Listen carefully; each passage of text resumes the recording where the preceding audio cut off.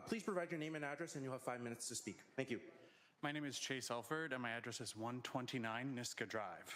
Through the chair, thank you for giving me the time to express my concerns. My name is Chase Elford, and I'm a Waterdown resident and an independent delegate today. I hold a Bachelor of Science in Biological Sciences with a minor in Ecology from the University of Guelph, and I've spent my career in large-scale agricultural management.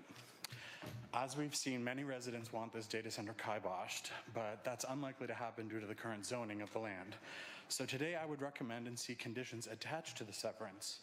Such conditions would include requiring environmental impact studies before the site plan approval, requiring binding community benefit agreements, requiring detailed water and energy use disclosure, requiring proximity setbacks, and requiring noise studies. While these data centers are new to our locale, they've been appearing more frequently in other countries for years now, and their impacts are clear. Environmental pollution, noise pollution due to the excessive cooling required, and high cost demand on the residents in the areas where they're built.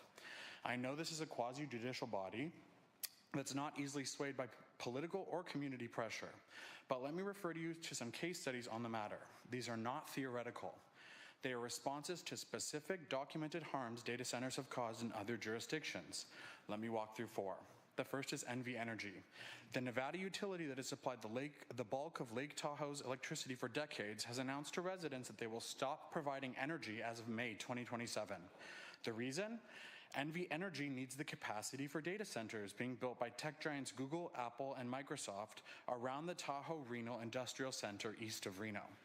49,000 customers are likely to be without a majority of their power in less than a year.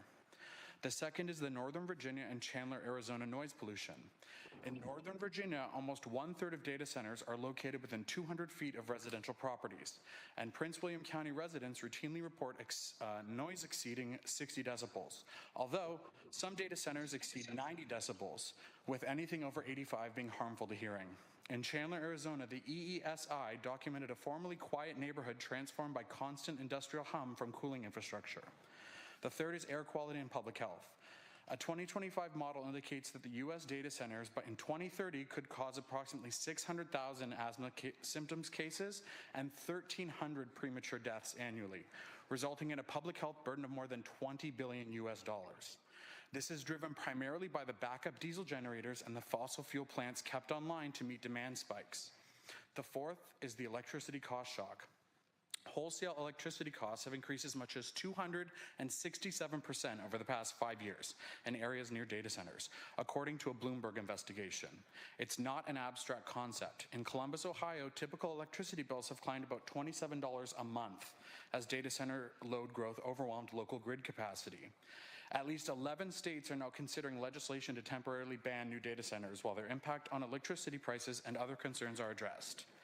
As I understand it, this committee must satisfy 4 requirements for the Slate facility, which it does not meet. The first one, and the only one that I'm going to mention, is that it must be minor in nature. It must not cause adverse impacts, which it will, as I've proven with my case studies. The proposed Slate management facility is located just 500 to 600 meters from residential homes, well within the proximity that has caused documented harm in jurisdictions I've discussed. Councillor Nan has put forth a notice of motion to develop a citywide framework for data center developments with public consultation. Approving a major land use changes for a sector that has no established municipal framework yet is premature. I would ask the committee to consider whether deferring this severance until that framework is in place would better serve the public interest and legal requirements of this committee. I'm not asking you to end the data center. I'm asking you to look out for the residents of Hamilton, our health, our environment, and our peace. Thank you. And I have references if you guys would like those. Okay. Thank you. Thanks.